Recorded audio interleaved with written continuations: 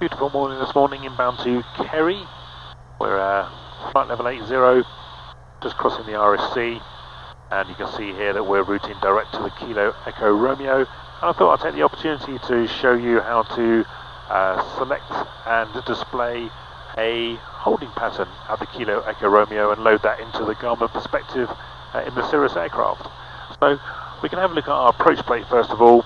Here we can see the approach plate. I've got the Kerry ILS approach plate for runway 26, and up in the top left hand corner I can see the Kerry holding pattern. So here it's a standard hold, it's right hand turns, the inbound course is 255 degrees, and the right hand turns with a minimum holding altitude of 3,000 feet. So let's load that up into the Garmin perspective. So at the moment we've got the cursor, the dotted cursor on the Kilo Echo Romeo. Now it doesn't matter whether or not you have the dotted cursor or you utilise the FMS knob and push the FMS knob to put on the main solid FMS cursor. Doesn't matter which one you have up selected. And I'm going to use the menu button here to display flight plan menus, and as I scroll down using the big FMS knob, I'm going to come all the way down to hold at waypoint. There it is. Push enter, and that's going to bring up the hold at waypoint page. Now at the moment it says 273 is our inbound course. Now we know that 255 is our inbound course, so I'm just going to use the keypad to type in 255. Push enter, it shows inbound, which is correct, so we want inbound.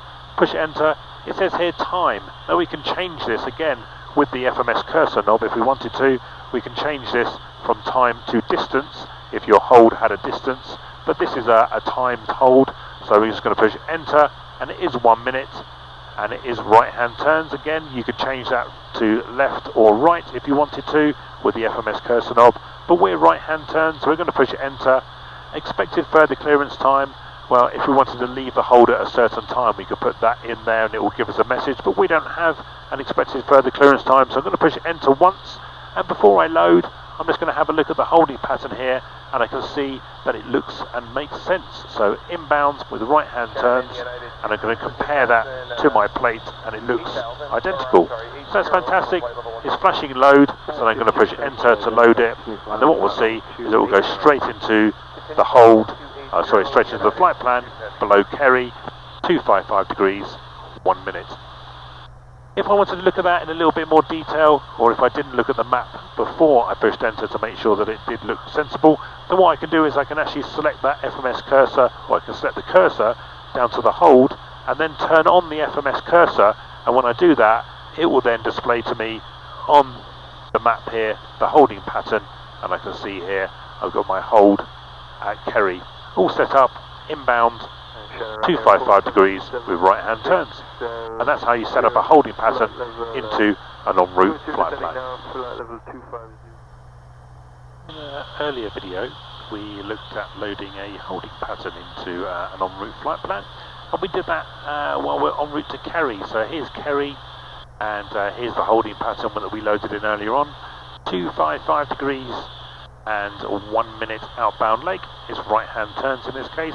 But what we're also going to have a look at is loading up a vertical navigation profile utilising the altitude column and the vertical navigation profile box down here. So let's have a look at the holding pattern at Kerry. So minimum holding altitude is 3,000 feet. We're going to load that into the Garmin perspective so that it will show us when we want to start descending. So the cursor is on here, the dotted cursor, and again remember you can move that around by utilising the joystick here, but it's on the right place, it's in the altitude column, and all I'm going to do is with the keypad is type in 30, that gives us 3,000 feet, and when I push enter it will show us here our vertical navigation profile. As I push enter, the vertical navigation profile comes up. In the Cirrus aircraft, minus 1.7 degrees is the default profile angle, and based upon our current ground speed, which at the moment is 175 knots, we're going to see 527 feet per minute as our rate of descent, and 21 minutes will be the time to our top of descent. So how does that help us? Well, when we're within 1 minute to go of this top of descent, it will give us an audible warning saying vertical track, and then at that point we can select up our altitude that we'd like to descend to, which will be 3,000 feet, and we can also select the VNV button on the autopilot to arm the autopilot so that it will follow our descent profile, which we have selected up here.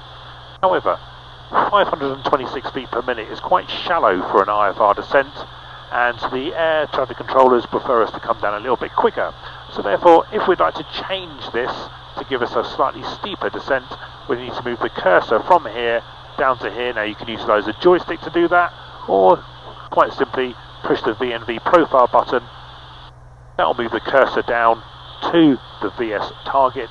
With the keypad, let's type in 800 feet a minute, that's quite a nice rate of descent. We'll push enter, and the cursor moves over to the flight path angle. It still says 1.7, however, as soon as you turn off the cursor, it will change that to this case 2.6 degrees down, which now gives us a top of descent in 23 minutes. So slightly later, a slightly steeper rate of descent, a slightly steeper flight path angle, and again, when we're within 1 minute of our top of descent, the vertical track will be heard as an audible warning. We would select the altitude of 3,000 feet and the VNV button to arm the autopilot to follow that vertical navigation profile. But remember, it's very important to make sure you have been cleared to do that descent before you actually activate it. So that's loading a vertical navigation profile into the Garmin perspective.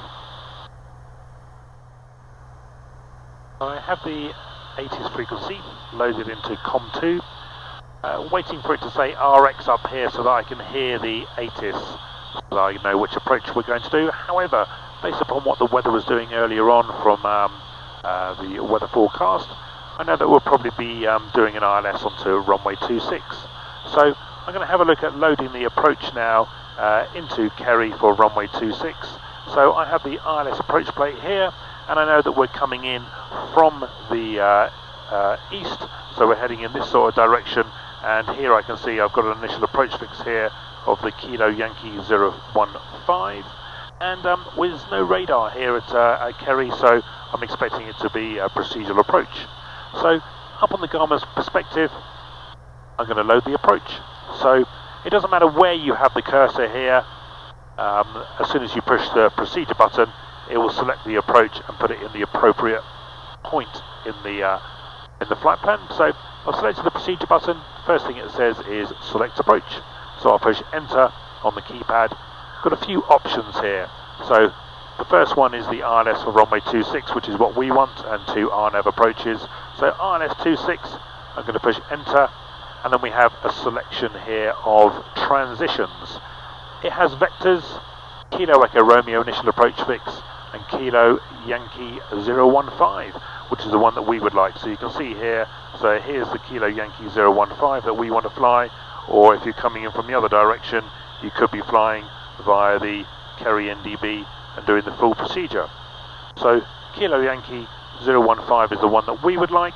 So what we're going to do is nice and simply with the FMS knob, is just dial down to there. We can also have a look on the map here to make sure it looks correct as well, which it does. We're going to push enter, and the minimas. So let's have a look at what our minimas are. So have a look on the approach plate here. We see 312 feet are our minimas for a straight in for the ILS. So we're going to round that up to 320 feet. So on here with the FMS cursor, we can change this to Barrow, push enter, select up 320 for our minimas, push enter, and then before we load it, I can see here our primary frequency for the ILS is 108.7, and just going to double check that as well on the approach plate. So we'll just scroll back here, 108.7, India Kilo Romeo. Yep, so that's correct. And when I push enter and load, we should see that up here it's going to populate this straight away. So I'm just going to push the load button there, up on here, as soon as I push enter, because we're not currently using the VORs, it should load those up into there straight away. So there we go, not approved for GPS, yes.